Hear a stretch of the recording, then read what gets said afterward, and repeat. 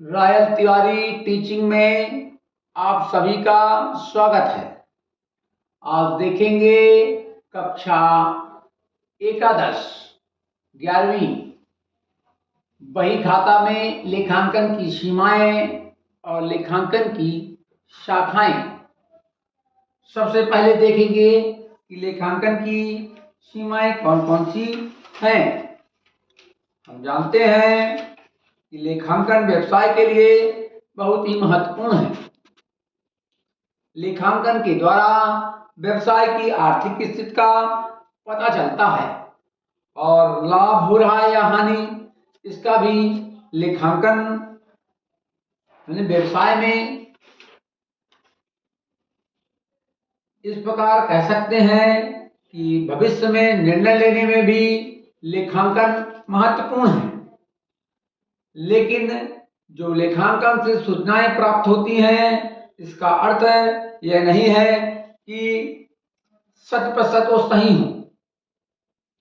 लेखांकन के द्वारा जो सूचनाएं प्राप्त होती हैं वो अपूर्ण और अपरिवर्तित भी हो सकती हैं।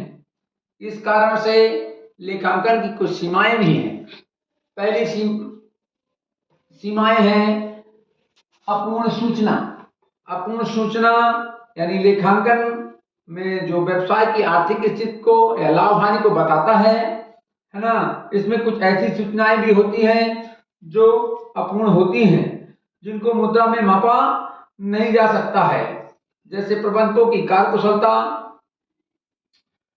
राजनीतिक स्थिति, आर्थिक स्थिति, सरकारी नीतियां, बाजार में विद्वान प्रतियोगिता आदि। तो इनको शामिल नहीं किया जा सकता, जिससे व्यवसाय की आर्थिक स्थिति प्रभावित होती है। दूसरी है मूलहीन संपत्तियों को दर्शाना। आर्थिक चिट्ठे में कई ऐसी संपत्तियों को दर्शाया जाता है जिनका कोई वास्तविक मूल्य नहीं होता, जैसे अंश पत्र एवं ऋण पत्र, प्रारंभिक छूट और गुडविल। ठीक है ना। फिर तीसरा है व्यवसाय के वर्तमान मूल्य को न दिखाना या नीतियों में परिवर्तन या अंकों में हेराफेरी। तो देखते हैं अंकों में हेराफेरी। स्वामी अपने स्वार्थ को सिद्ध करने हेतु जो प्रबंधक होते हैं, प्रबंधक को लेखांकन को प्रभावित करने के लिए कह सकता है लाभों को कम दिखाना, जिससे करों का भुगतान कम करना पड़े, यानी अंकों में हेराफेरी की जा सकती है। यानी दायित्वों संपत्तियों को कम या अधिक मूल्य पर दिखा करके या बढ़ा चढ़ा करके दिखा करके अंकों में हेराफेरी की जा सकती है। नीतियों में परिवर्तन। लेखांकन में अनेक प्रकार की नीतियां एवं विधियां हैं। अनेक प्रकार की नीतियां एवं विधियां हैं। ठीक है ना। इन नीतियों और विधियों में परिवर्तन से व्यवसाय को लाभ या हानि, आर्थिक स्थिति को प्रभावित किया जा सकता है। इस प्रकार हम कह सकते हैं कि लेखांकन की कई सीमाएं हैं, इनका हम अध्ययन कर सकते हैं। लेखांकन की शाखाओं के बारे में भी अपन जान जाएंगे कि लेखांकन की कौन कौन सी शाखाएं हैं। वैसे हम तो कह सकते हैं कि लेखांकन की कई प्रमुख शाखाएं हैं, जिनमें से निम्न शाखाएं हैं। पहला है फाइनेंशियल अकाउंट, जिसको बोलते हैं वित्तीय लेखांकन। ठीक है। तो लेखांकन की ऐसी शाखा जिसमें समस्त प्रकार के वित्तीय लेन देनों का लेखा, वित्तीय प्रतिवेदनों का परिणामों का प्रतिवेदन है, इस प्रकार की सूचनाएं प्राप्त होती हैं, वो सब वित्तीय लेखांकन के अंतर्गत आती हैं। दूसरा है लागत लेखांकन, जिसको बोलते हैं कास्ट अकाउंट।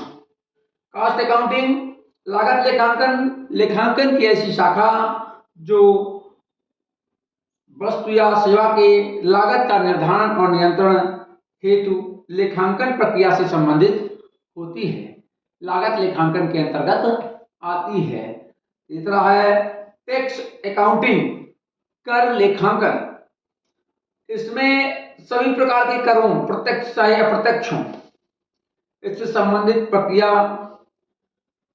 से संबंधित को टैक्स लेखांकन कहते हैं। सबसे लास्ट में है सामाजिक उत्तरदायित्व लेखांकन, सोशल रिस्पॉन्सिबिलिटी अकाउंटिंग,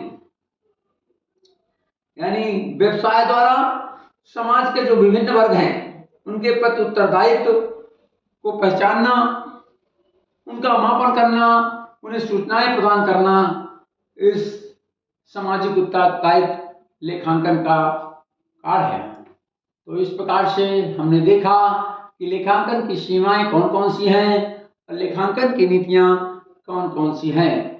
हरिओम।